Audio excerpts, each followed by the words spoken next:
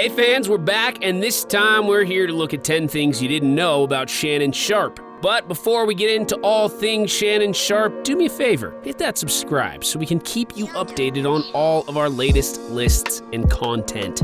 Got it? Good. On with our list. What do we know about Shannon Sharpe? Well, he's a Hall of Fame tight end and a 3-time Super Bowl champion, a Denver Broncos great, and played with other guys like John Elway and Ray Lewis. He set just about every tight end record before his playing days were over and was a pivotal part of each offense he was in at the time, where tight ends weren't getting targeted like they do today. But we know all of that. Let's talk about some things about Shannon Sharpe that maybe you didn't know. Number 10, Shannon Sharpe had the gift of grab or gab, either way. As I've said, he retired with a tight end record for receiving yards and receiving touchdowns, but he was probably also just as effective of a trash talker. If you ask Shannon Sharpe or some of his opponents during his career, he was one of the best trash talkers the league had seen.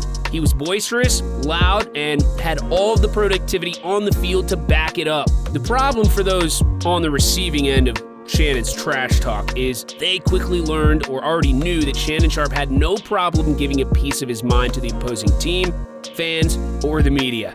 During one memorable Shannon Sharpe moment, Sharpe, with a television camera on him, picked up the team's sideline telephone and played to the crowd and said, "Mr. President, send in the National Guard. Please, we need as many men as you can spare because we are killing the Patriots. They need emergency help." He then hung up the phone, turned to the crowd, and shouted, "They're coming! Help is on the way!" Sharpe did this in Foxborough in front of a hostile crowd who can also be heard in the iconic clip. If this Sharpe trash-talking story doesn't do it for you, what about the time that Shannon Sharpe got under the skin of the late, great Hall of Fame linebacker Derek Thomas by allegedly getting Thomas's girlfriend's phone number and shouting out a digit of it before each play was called? The result?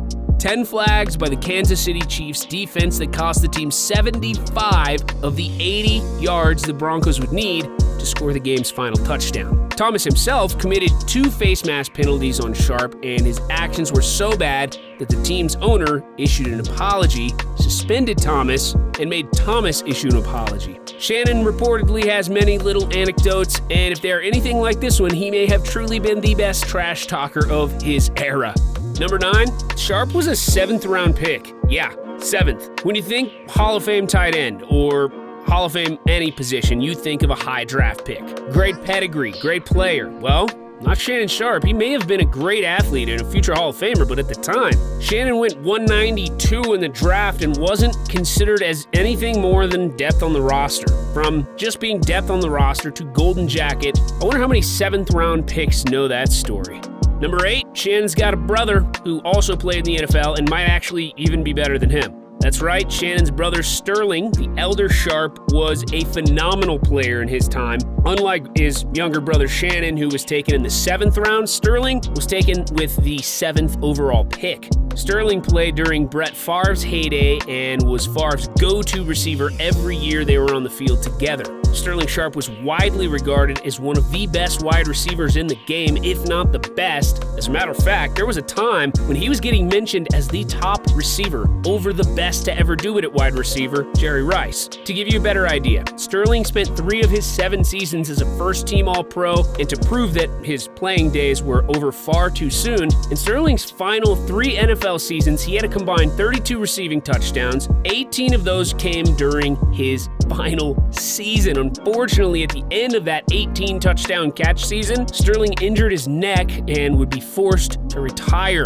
It hurts. But what hurts more is the career that wasn't. As dominant as Sterling was, where would his name have been? Sterling was one of the only 3 receivers to win the Triple Crown as a wide receiver, leading the league in receptions, yards, and touchdowns, and in just 7 seasons. He was the receiving yards leader, the receiving touchdowns leader twice, the receptions leader 3 times, and went to the Pro Bowl 5 times. Had his career been as long as Shannon's, he would have certainly gone into the Hall of Fame. Many are still calling for his name to be considered. Now, to get back to Shannon, imagine having those shoes to fill or a shadow to get out from behind and still proceed to be a Hall of Famer. Number 7, Sharpe was almost cut. That's right. cut. When you think of Shannon, you think of someone who was always dominant or had a dominating personality, but never someone that has ever been on the roster bubble or not in the coach's favor. But during his 1990 rookie season, Shannon's football days nearly ended before they ever started. Denver coaching legend Dan Reeves wasn't really sure what Shannon's role was on the team, and offensive coach Chan Gailey wasn't exactly sure either, as he claimed Shannon Sharpe was too big to be a wide receiver, but not big enough to be a tight end. But since he was good on special teams, they'd keep him around. Coach Reeves let Sharpe know that if he wanted to be around for a second season, he'd have to put on 35 pounds, and Sharpe complied, and the rest, as they say, was history. Number 6, Shannon was raised on a farm. He was born in Chicago, but his family made the decision to move him and his brother out of the grit and violence of the big city and opted to raise their boys on a farm in Glenville, Georgia. Shannon claims to have gained his perseverance, patience, and dedication from the hard hours working on the farm, and those principles are said to have guided him through building himself into a high school athlete and eventually a Hall of Fame Super Bowl winning tight end. Life on the farm also had a deeper impact on Shannon, who was raised by his grandmother, who is one of the 2 people Shannon credits as having the biggest impact on his life. Number 5, from Shannon's trash talking to the gossip column, the next thing on our list that you didn't know about Shannon Sharpe is that he broke off a recent engagement. It wouldn't appear that Sharpe's relationship ended for good reason, though, as his fiancée, fitness instructor Katie Kellner, was allegedly pregnant with another man's baby. The father of the child, the man who ran the fitness studio with her. Ouch. One of those rumors you hope isn't true. Number 4, while we're on the subject of Shannon's personal life, a controversial incident in 2010 is something Shannon would surely also like to leave in his past. Shannon's situation took place while he was an analyst at CBS and involved a woman named Michelle Bundy. Bundy claimed that Sharpe forced her to have sex with him, stalked her, and threatened her life. She would also go on to file a restraining order, and the bombshell left immediate shock and tongues wagging regarding Sharpe and his alleged actions. Shortly after, Shannon Sharpe was granted a leave of absence from the network. News would soon come out that it was indeed Michelle Bundy stalking Shannon and had become obsessed with him after he refused to date her. Man. Number 3, from drama off the field to the dramatic arts. Next on our list is Shannon's love for movies. Shannon Sharpe is reportedly a film buff and is said to be a frequent movie watcher, watching up to 3 movies per week. In 2014, he tweeted that his favorites of all time were A Few Good Men and Silence of the Lambs. It's hard to say if those 2 still stand, but for anyone wondering if Shannon's love for film translates to television, Sharpe voiced himself on an episode of American Dad. Number 2.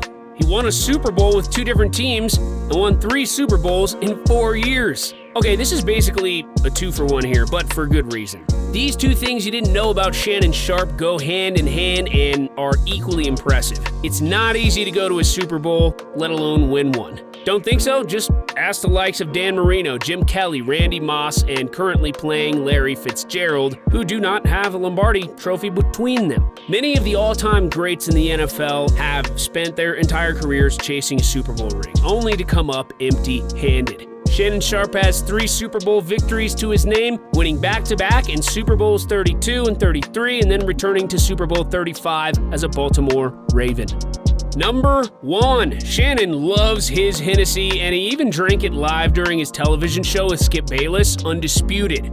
If you've watched his show regularly enough, you may have heard Shannon talk about or get teased about his love for Hennessy. He's showcased a few bottles and sipped some out of a glass and even taken a shot of it. Skip Bayless has joked it off as being apple juice, or leaned into the joke by saying Shannon is drunk. If that is indeed Hennessy in his cup, Shannon knows how to play like someone who's had a few drinks a little too well. True or not, one thing is for sure, Shannon is the same lively, mouthy character he showcased on the field during his trash-talking days, and he has parlayed that into a great second career in television.